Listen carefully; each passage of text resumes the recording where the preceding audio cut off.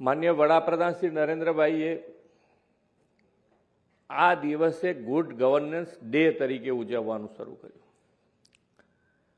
અને good governance આપણે બધાની મગજમાં પણ છે કે ભાઈ આપણે ગુડ ગવર્નન્સ લોકો માટે, લોકોની સુખાકારી માટે એમણે દરેકે દરેક કામ, માનનીય વડાપ્રધાનશ્રીની દરેક યોજનાઓ જુઓ તો એ બધી જ યોજનાઓ નાનામાં નાના માણસને, છેવાડાના માણસને કેવી રીતે પહોંચાડી શકાય અને સરકારી યોજનામાં પણ કોણ છે મધ્યમાં, તો કે સામાન્ય માણસ, નાનો માણસ, એને મધ્યમાં રાખી, એને કેન્દ્રમાં રાખી અને બધી યોજનાઓ બનાવી છે. અને આ બધી યોજનાઓ એમના સુધી આપના થકી વહીવટી પાંખ એ મજબૂત જેટલી થાય એટલી લોકોને સુખાકારી વધુ મળે. નહીં તો ઘણી બધી યોજનાઓ પહેલાંય બનતી હતી પણ એ લોકો સુધી નામે ખબર ના પડે. નામ ખબર હોય તો યોજનાનો લાભ લેવા જાય ને. પણ આજે ભલે આપણે ડેની જગ્યાએ હવે આખા વર્ષ દરમિયાન આપણે સુશાસન ઉપર ખૂબ મોટો ભાર મૂકીએ છીએ અને એ ભારના હિસાબે જ આજે લોકોમાં આજે સ્વાગત ઓનલાઈનનો કાર્યક્રમ તમે જુઓ તો ઘણી વખતે આપણને એમ લાગે કે આટલી બધી આપણે દરેકે દરેક ડિપાર્ટમેન્ટ કામ કરે છે, સુશાસનમાં આપણે આગળ વધી રહ્યા છીએ, લોકોની સુખાકારી માટે આગળ વધતો, પણ સ્વાગત ઓનલાઈન કાર્યક્રમ માટે માનનીય વડાપ્રધાનશ્રીને જેટલા અભિનંદન આપીએ એટલા ઓછા છે. આજે પણ કેમ તો કે ભાઈ સ્વાગત ઓનલાઈનમાં જે ફરિયાદ નાગરિકની આવે છે એ ઘણી વખતે 10-10 વર્ષ, 12-12 વર્ષ પ્રશ્ન ઉકેલી ના શકાય. વહીવટી પણ ગૂંચવણ હોઈ શકે પણ છતાંય એ ઉકેલવાની નિર્ણય શક્તિના અભાવના કારણે છે સ્વાગત ઓનલાઈનમાં આવી તો શકે છે તો એનો પ્રશ્નનો નિકાલ આવે. એટલે સ્વાગત ઓનલાઈન સુધી એટલું સારું આપણે ગોઠવણ કરી છે કે છેવટે મુખ્યમંત્રીની સમક્ષ રજૂઆત થાય તો કદાચ વહીવટી ગૂંચ હોય તો પણ એ દિવસે નીકળી જઈ અને એને જે એની ફરિયાદ હોય એનો નિકાલ થતો હોય છે. 10 વર્ષે, 12 વર્ષે પણ નિકાલ થયો. સ્વાગતમાં આવ્યો એટલે એનો નિકાલ થયો છૂટકો. એટલે ખૂબ સુંદર આયોજન કરેલું છે. એટલે પ્રજાભિમુખ એમનો તો હંમેશા માન્ય વડાપ્રધાનશ્રીએ નાગરિક દેવો ભવ આ કાર્યમંત્રથી કામ કર્યું છે. એટલે કે નાગરિકો જ સર્વોપરી હોય અને નાગરિકો પ્રત્યે કેવી લાગણી હોય એનું ઉત્તમ ઉદાહરણ એમણે દર વખતે દરેક યોજનામાં, હમણાં હર્ષભાઈ જે કહેતા હતા કે PM સૂર્યઘર મફત વીજળી યોજના મફત આપી દઈએ તો એમાં એનું સ્વમાન જે છે એ જતું રહે. તો આ એને મફતનું મફત બી મળે ને એનું સ્વમાન પણ સચવાય. આ એ યોજનાનો હાર્ટ છે કે ભાઈ એનું સ્વમાન, કોઈનું સ્વમાન, નાનામાં નાના માણસને તમે જુઓ તો એને તમે માનથી બોલાવો અને તુકારાથી બોલાવો ફેર પડે જ. આપણી સામે કદાચ બોલી શકે, ના બોલી શકે, પણ આ એક સ્વમાન જે છે એ સ્વમાન ના ગવાય એનું પણ પૂરેપૂરું ધ્યાન એમણે રાખ્યું છે દરેકે દરેક યોજનામાં.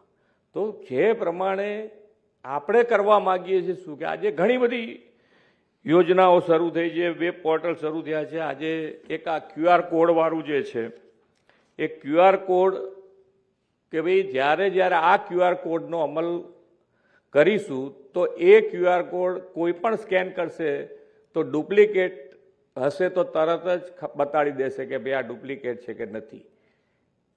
આ જે તમારી પ્રોડક્ટ છે એ ડુપ્લિકેટ છે કે નહીં એ તરત જ ખ્યાલ આવી જશે એવો આ QR કોડ અત્યારે હું સમજુ છું ત્યાં સુધી છે. એટલે આનો બી ઉપયોગ ધીમે ધીમે વધારીશું તો આપણા સરકારી કાગળ અને એની ઓથેન્ટિક આ QR કોડથી પણ થઈ શકે એવું આપણું આયોજન છે કે જેથી કરીને લોકોને ખોટા GRનો ક્યાંક ઉપયોગ કરી નાખ્યો કે કોઈનો લાભ ગેરલાભ લઈ ગયા હોય તો એક ન થાય એના માટેનો પ્રયત્ન છે. એટલે આજે ડિજિટલ ચેટબોટ, QR કોડ છે, NRG વેબસાઇટનું અનાવરણ છે, સ્વાંતાય સુખાય.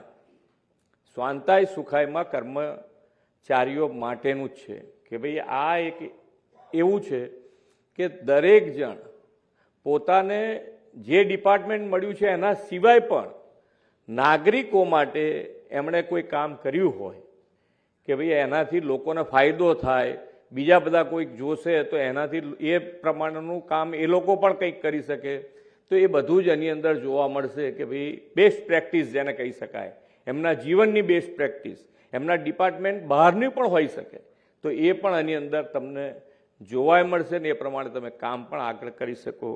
હજુ આજે બધા ઘણા બધા MOU પણ કરવાના છે, નોલેજ શેરિંગના MOU છે, ટેકનિકલ સપોર્ટના MOU છે, એ બધા આજે થવાના છે. પણ મેં કીધું કે થોડોક ચેન્જ આપો, નહીંતર સામે બધા થોડા કંટાળશે તો એમ થશે કે આ કેટલું બધું આજે એક જ દાડે સુશાસનમાં.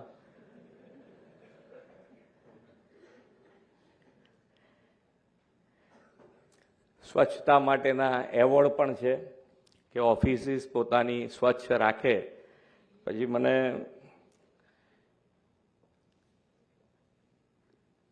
એક આજે કાંકરિયા કાર્નિવલ છે, તમે જુઓ કે કાંકરિયા કાર્નિવલનો ઉદ્દેશ પણ તમે જુઓ તો કેટલો સુંદર ઉદ્દેશ એની અંદર સમાયેલો છે કે જ્યારે આ 25મી થી 31મી સુધી ઘણી બધી જાત જાતની જુદી જુદી પાર્ટીઓ એમાં ધર્મ ના ધર્મ કઈ બાજુ પર મૂકીને બધા એમાં એન્જોય કરતા હોય, પણ નાનો માણસ છે એને એન્જોયમેન્ટ માટેનું શું, એને એન્જોયમેન્ટ માટેનું શું, તો એની અંદરથી આ નાના માણસ માટે આ કાંકરિયા કાર્નિવલ સાહેબે એ દિવસે શરૂ કર્યો. આજે જુઓ તમે ત્યાં 10-10, 12-12 લાખ લોકો આવે છે.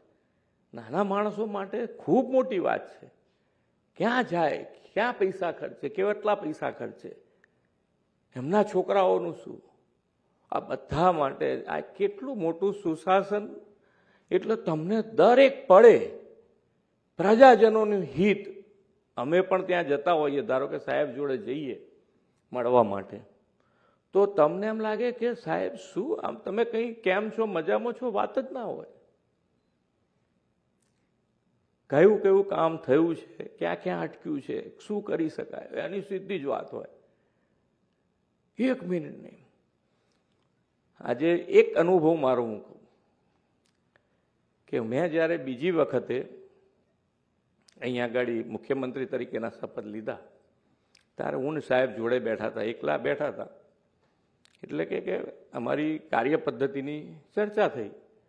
તો કે ભાઈ અમારું શેડ્યુલ આવે સવારથી કે ભાઈ આટલું આટલું આ મિનિટ આટલાથી આટલા વાગે આ આટલાથી એમાં 10 મિનિટનો ક્યાંક ગેપ હોય, 10 જ મિનિટનો ગેપ હોય. તો કે અમે એમને પાછું મોકલીએ અને કહીએ કે આ 10 મિનિટમાં તમારે શું કંઈક બીજું લઈ શકાય એવું છે લઈ અને કમ્પ્લીટ કરીને લાવો.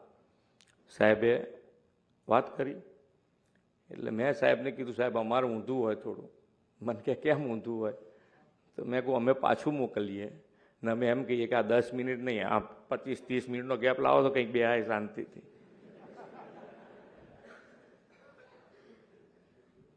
એટલે એમની કાર્ય દક્ષતા તો જુઓ તમે, કેટલું કાર્ય. આજે તમે ક્યાંય 1 મિનિટ એમ 1 મિનિટ ફ્રી નહીં, અને બધું જ પબ્લિક લક્ષી કામ કેવી રીતે વધારે. આજે તો આજે દેશ અને દુનિયામાં ભારતનું નામનું જે ગૌરવ અપાયું છે એ તો માનનીય વડાપ્રધાન શ્રી નરેન્દ્રભાઈ જ કરી શકે. ભારત દેશની લોકશાહીમાં લોકો કંટાળી ગયા હતા કે આ દેશમાં કંઈ સુધાર નહીં આવે. લોકોએ માની લીધેલું હતું કે આમાં કંઈ હવે બરકત નહીં જ રહે. હવે એક જ લીડરશીપ આપણને મળી માનનીય વડાપ્રધાનના રૂપમાં, નરેન્દ્રભાઈના રૂપમાં, ને તમે જુઓ આખા દેશમાં બદલાવ, આપણા પોતાનામાં બદલાવ બધામાં આવ્યા છે. તમે જોઈ લેજો, તમે તાર ચિંતન જેને કહે ને ચિંતન જતું રહ્યું છે, બાકી આપણા પોતાનામાં દરેકમાં બદલાવ આવ્યા છે. કોઈ એમ ના કહી શકે ના મારામાં બદલાવ નથી આવ્યો. આ તાકાત એક વ્યક્તિત્વમાં છે.